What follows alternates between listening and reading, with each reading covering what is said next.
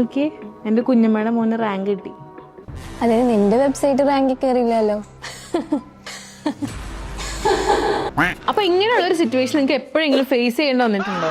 ഇപ്പോഴത്തെ ഒരു സിറ്റുവേഷനിൽ മോസ്റ്റ് കോമൺ ആയിട്ടും ഡിജിറ്റൽ മാർക്കറ്റേഴ്സ് ഫേസ് ചെയ്യുന്ന ഒരു പ്രോബ്ലം ആണ് നമ്മുടെ AI നമ്മുടെ വെബ്സൈറ്റ് റാങ്ക് ചെയ്യുക എന്നുള്ളത്. ഇതിന് സൊല്യൂഷൻ നിങ്ങൾ കരുതുന്നതിനേക്കാളും വളരെ സിമ്പിൾ ആയിട്ടുള്ളതാണ്. ഒരു പുതിയ ബ്രാൻഡ് സ്ട്രാറ്റജിയോ അല്ലെങ്കിൽ ഒരു ഡീപ്പ് ടെക്നിക്കൽ സ്കില്ലോ ഇതിനാവശ്യമില്ല. നിങ്ങൾ ആദ്യം മുതൽ ചെയ്യേണ്ടിരുന്ന SEO ശരിയായ രീതിയിൽ ചെയ്താൽ മാത്രം മതി.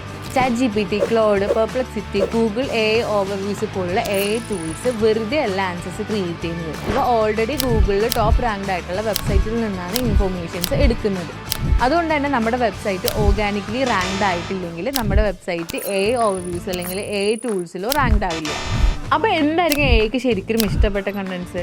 ക്ലിയർ ആയിട്ടുള്ള ക്വസ്റ്റ്യൻ ബേസ്ഡ് ഹെഡിങ്സ്, അതേപോലെ തന്നെ natural writing style, examples, data, experience എന്നിവയിലൂടെ തെളിയിക്കുന്ന real expertise, list and tables ഉള്ള സ്ട്രക്ചേർഡ് ഡാറ്റ, അതേപോലെ തന്നെ ലോജിക്കൽ സെക്ഷൻസ് ഉള്ള കണ്ടന്റ് ഫ്ലോ, പ്ലെയിൻ HTML ഉപയോഗിച്ച് എളുപ്പത്തിൽ വായിക്കാൻ പറ്റുന്ന കണ്ടന്റ്. ഇതൊക്കെ ചേർന്ന AI മാർക്കറ്റിംഗിന് 90% കംപ്ലീറ്റ് ആണ്. അപ്പോൾ ബാക്കി വന്ന 10% എന്തായിരിക്കും? മെഷീൻസിനും നിങ്ങളുടെ കണ്ടന്റ് എന്താണെന്ന് എളുപ്പത്തിൽ മനസ്സിലാക്കാനായിട്ട് സാധിക്കണം. ഇതിന് വേണ്ടിയിട്ട് പ്രോപ്പർ ആയിട്ടുള്ള സ്കീം ആഡ് ചെയ്യുക. അതേപോലെ തന്നെ നിങ്ങളുടെ കോണ്ടന്റ് എന്താണെന്ന് AIക്ക് വ്യക്തമായിട്ട് പറഞ്ഞു കൊടുക്കുക.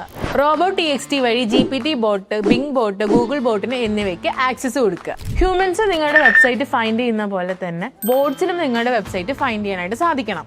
അപ്പോൾ AI SEO എന്ന് പറയുന്നത് പുതിയൊരു SEO അല്ല, പകരം അത് ശരിയായ SEO ആണ്. അപ്പോൾ ഇതുപോലെയുള്ള ഡിജിറ്റൽ മാർക്കറ്റ് റിലേറ്റഡ് വീഡിയോസിനായിട്ട് ഗാറ്റ സ്കൂൾ ഫോളോ ചെയ്യുക.